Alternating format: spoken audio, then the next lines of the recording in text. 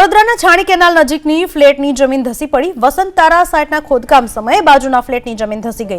સત્વ prime ફ્લેટની compound wall ધરાશાયી થઈ. મોડી રાત્રે બનેલી ઘટનાથી સત્વ પ્રાઇમ ફ્લેટના રહીશોમાં ફફડાટ છે. મોડી રાત્રિના પ્રશાસને સુરક્ષાના કારણોસર મકાન ખાલી કરાવ્યા. છેલ્લા 1 મહિનાથી વસંત તારા સાઇટનું બાંધકામ ચાલી રહ્યું છે. મારો જી ટાવરમાં 502 નંબર છે, છેક ટોપમાં છે. અને એ ટોપમાં હું જ્યારે જમવા બેઠો હતો સાંજે, અને આ 8:30ની લગભગ 8:30 વાગે જ આ બનાવ બન્યો.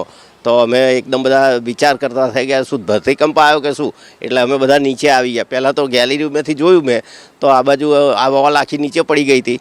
એટલે પછી અમે બધા, હું મારી વાઈફ નાનો બાબો બધા નીચે આવી ગયા.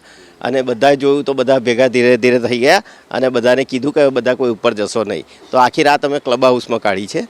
અમારી માંગ તો એ છે કે આ જે પાછળ ભરાયેલું છે, આ જે બધું ડેમેજ થયું છે, એને હવે કોઈ તકલીફ ના થવી જોઈએ. નહીં તો જો અમારો આ ટાવર બેસી ગયો તો આ 20 પરિવાર આમાં છે, બરાબર, બાજુમાં 20 પરિવાર છે.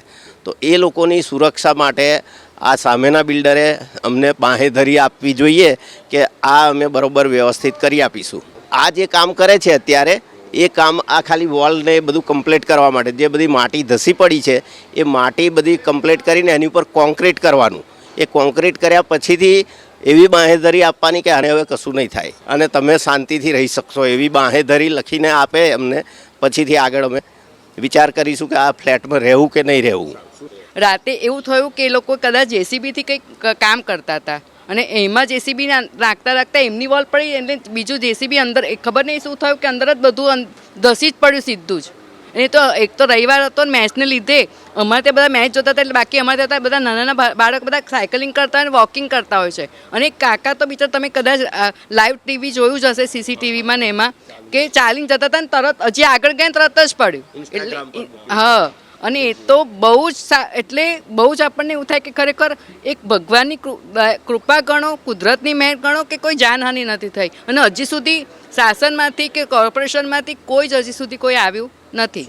આજે આખી રાત છોકરાઓને અમારે ક્યાં મોકલવા? બધાને આમ કોકને ક્લબ હાઉસમાં રાખ્યા, કોકને મારા ઘરે રાખ્યા, કોકને કંઈક ને કંઈક. હજી બી ક્યારે થશે?